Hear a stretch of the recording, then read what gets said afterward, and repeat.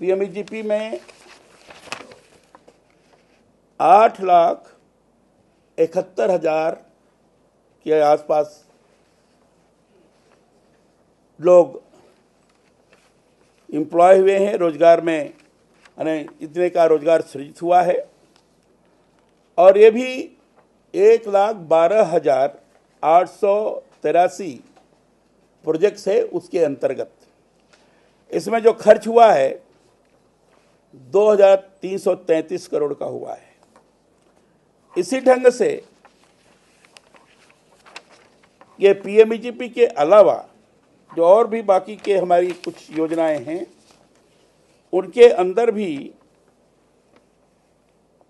3,23,000 जो हमारे tools room हैं, जिसको हम इस समय टेक्नोलॉजिकल सेंटर सिस्टम प्रोग्राम के रूप में कहते हैं, टूल्स रूम के माध्यम से इतने अधिक 3,23,000 का एम्प्लॉयमेंट जनरेशन हुआ। खादी और कैर दोनों के अंदर मिलाकर टेंटेटिव कह सकते हैं 5 लाख का हुआ है। और इसलिए मैं कह सकता हूं 2014 और 16 के बीच में, अब तक के बीच में केवल एमएसएमई के माध्यम से इतने लोग, इतने एम्प्लॉयमेंट जनरेशन का एक स्वरूप निर्माण हुआ। और स्फूर्ति एक हमारी स्कीम है जो बड़ी प्रभावी स्कीम है।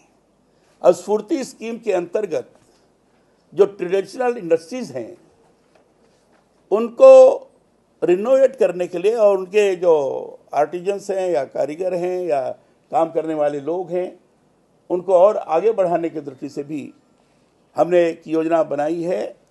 और इसमें हम क्लस्टर्स के रूप में, जो हेरिटेज क्लस्टर्स है उसमें हम पैसे अच्छे दे रहे हैं और उसमें पैसे का आवंटन किया गया है। इसमें 60 करोड़ के लागत से 60 करोड़ लगाकर 39 क्लस्टर्स हमने उसको स्वीकार किया है और 10,000 से अधिक कारीगरों को इससे लाभ होगा। इसी ढंग से हमने एक नई स्कीम चालू की, पहले भी हमने बताया था, एस्पायर। ये scheme for promotion of innovation, rural industry and entrepreneurship. इस एस्पायर स्कीम के अंदर 100 करोड़ की राशि निर्धारित की गई है, जिसमें 45 लाइवलीहुड बिजनेस इंक्यूबेटर सेंटर हैं और 25 टेक्निकल बिजनेस इंक्यूबेशन सेंटर, इनकी स्थापना के लिए हमने सुनिश्चित किया है। और इस माध्यम से ये दोनों का जो स्वरूप होगा, जो आएगा, इसकी ट्रांसपेरेंसी बनी रहे, इसके लिए भी हम स्फूर्ति और एस्पायर, इनका भी हम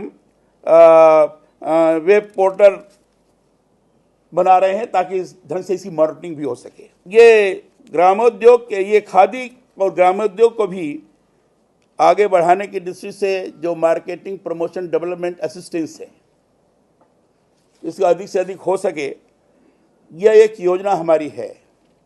इस योजना में 341 करोड़ सुनिश्चित किया गया है और इसके उत्पादन में 1,300 करोड़ तक वृद्धि की संभावना है और 19,50,000 के आसपास रोजगार का सृजन भी इससे होगा। जो ग्रामोद्योग है, विलेज इंडस्ट्री में 45,000 करोड़ पार कर जाने की संभावना है। और उम्मीद तो है कि इसमें 1,63,00,000 होल्डिंग कितने होंगे, एक हमने अनुमान इस तरह से बनाया है। लेकिन अधिकाधिक इंटरप्रेन्योरशिप भी हो और एम्प्लॉयमेंट का जनरेशन भी इस विलेज इंडस्ट्रीज के माध्यम से हो, ये करने की कोशिश की गई है। और नेशनल स्मॉल इंडस्ट्री कॉर्पोरेशन के माध्यम से हम क्रेडिट रेटिंग की योजना को कार्यान्वित करते हैं।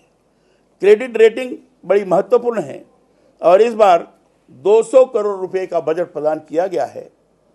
अपने में ये पिछले बार के कई वर्षों की तुलना में सर्वाधिक है। क्योंकि इंडस्ट्री की रेटिंग आज ये बड़ा महत्वपूर्ण हो गया है। तो उसमें अच्छी कंपनीज लगें, विश्वस्त कंपनी लगें, ताकि ढंग से रेटिंग हो सके और इंडस्ट्री को लोन आज प्राप्त होने में कोई दिक्कत न जाए।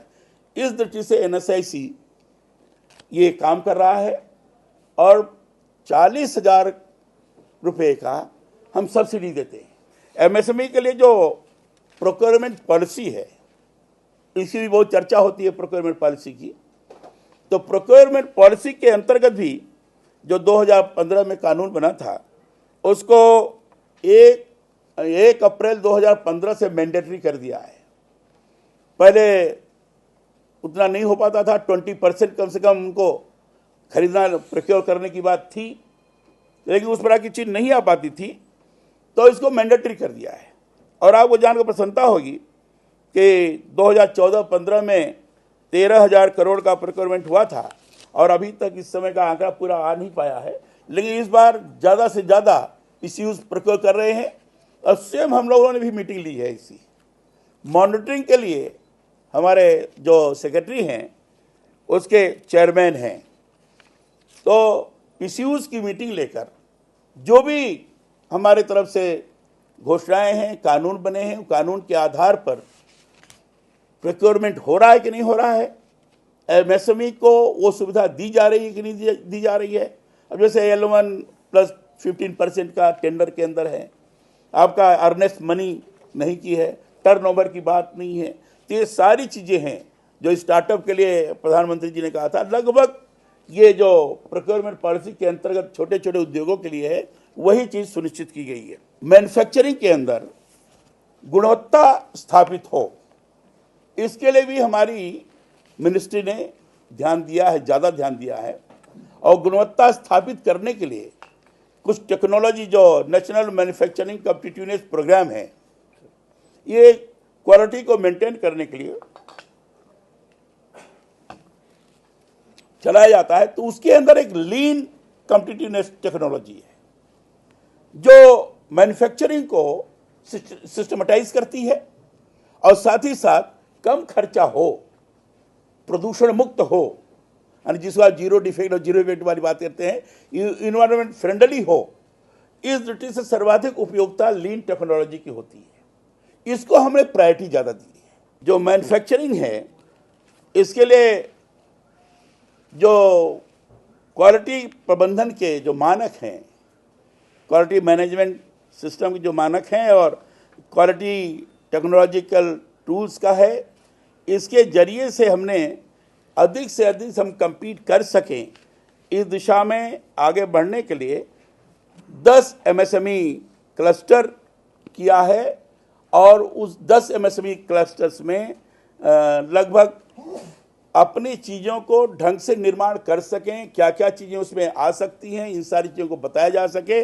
इसके लगभग 100 से अधिक इस प्रकार से अवेयरनेस कैंपेन भी चलाया है। कुछ हमारी स्कीम्स हैं जिसके जरिए से हम समय समय पर मशीनों के रिनोवेशन के लिए, उसके अपग्रेडेशन के लिए हम सब्सिडी देते हैं। और उस स्कीम का नाम है credit link capital subsidy scheme.